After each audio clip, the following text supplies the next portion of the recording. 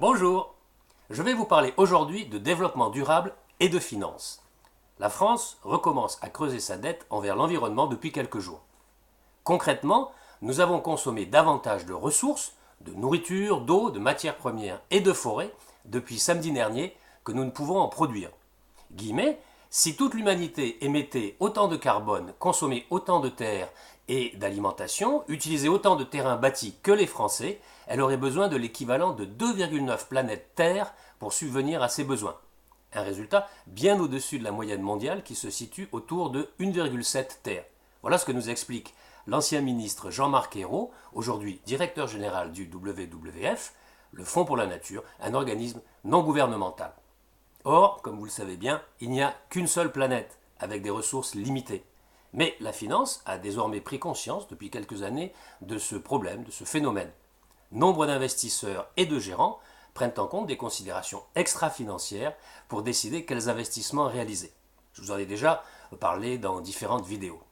Il s'agit de réussir à concilier le progrès social et économique avec la sauvegarde de l'équilibre naturel de la planète. Car investir dans une entreprise n'est pas anodin. Les investisseurs aspirent de plus en plus à combiner rentabilité et investissement utile. La Commission européenne vient d'ailleurs d'affirmer début mars sa volonté de faire de l'Europe la zone de référence en matière d'économie durable et de finances vertes. Et je vous rappelle que depuis 2015, l'ONU a édicté 17 ODD, Objectifs de développement durable, qui fixent la direction des États.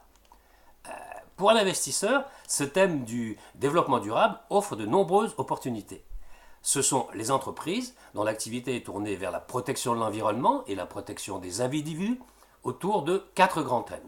La transition énergétique, clean tech, énergie renouvelable, efficacité énergétique, la préservation des ressources naturelles, là c'est l'économie circulaire, l'éco-conception, la valorisation des déchets par exemple, la santé et le bien-être. On parle dans ces thèmes de secteurs comme la nutrition, le clean labeling, la lutte contre les maladies, l'accompagnement dans le vieillissement. Enfin, le renforcement de la sécurité. Sécurité des personnes, certification et sécurité des données. Les banques et les sociétés de gestion s'y mettent aussi.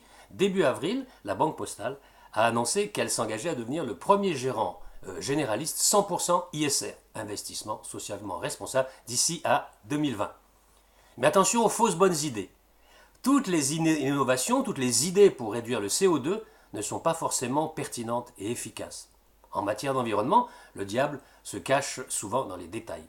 En voulant réduire la pollution, on en produit quelquefois davantage. Explication. Le bilan carbone de la voiture électrique n'est pas nécessairement compatible avec une approche développement durable.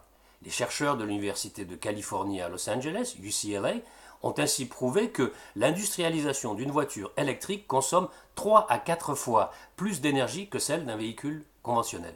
La voiture électrique économise bien entendu de l'énergie lorsqu'elle roule, mais elle génère dans sa phase de conception des surcoûts écologiques importants. À noter.